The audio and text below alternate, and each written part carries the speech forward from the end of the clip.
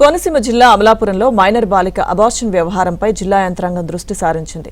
Collector Mahesh Kumar ఆదేశాలతో women's care and general హాస్పిటల్లో ప్రత్యేక విచారణ చేపట్టారు. పి గన్నవరం కమ్యూనిటీ హెల్త్ సెంటర్లో విధులు నిర్వహిస్తున్న గైనకాలజిస్ట్ డాక్టర్ శిరీషను విచారణ బృందం ప్రశ్నించింది. డాక్టర్ శిరీష పనితీరుపై పరిశీలించిన విచారణ నివేదికను కలెక్టర్కు అందజేస్తామని బాలల హక్కుల కమిషన్ డాక్టర్ మానస తెలిపారు.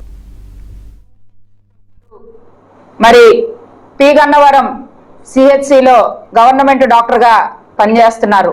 హెమోగ్లోబిన్ పర్సంటేజ్ 6.8 గ్రామ్స్ ఉన్న కేసెస్ ని మరి ఎందువల్ల ఆవిడ అడ్మిట్ చేసుకున్నారు అనే విషయం అయితే క్లియర్ గా అన్ని అడిగితే మాకెవరికి కూడా సరైన ఇన్ఫర్మేషన్ అనేది డాక్టర్ గారు ఇవ్వలేదు.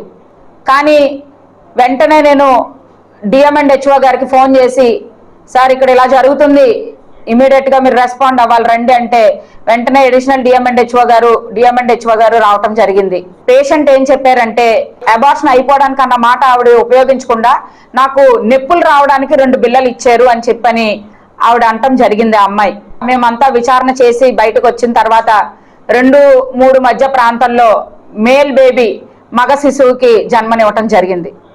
అదే మగ శిశువుని ఎవరైతే ప్రియుడు లవర్ తీసుకొచ్చి జాయిన్ చేశాడని ఆ అమ్మాయి చెప్పిందో, ఆ లవరే దగ్గరుండి వాళ్ళ బంధువులు ఎవరో కలిపి ఆ అబ్బాయిని పోర్చడం కూడా జరిగింది.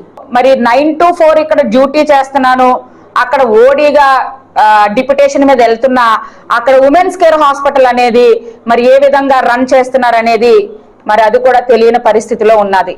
అంతేకాకుండా హెమోగ్లోబిన్ పర్సంటేజ్ 6.2 గ్రాములు ఉన్న అమ్మాయికి అబార్షన్ చేసేయడం చట్టరీత్యా పీసీపీఎన్డిటి యాక్ట్ ప్రకారంగా ఇది చట్ట విరుద్ధంగా నేరం అని చెప్పి మరి నేను తెలియజేస్తున్నాను.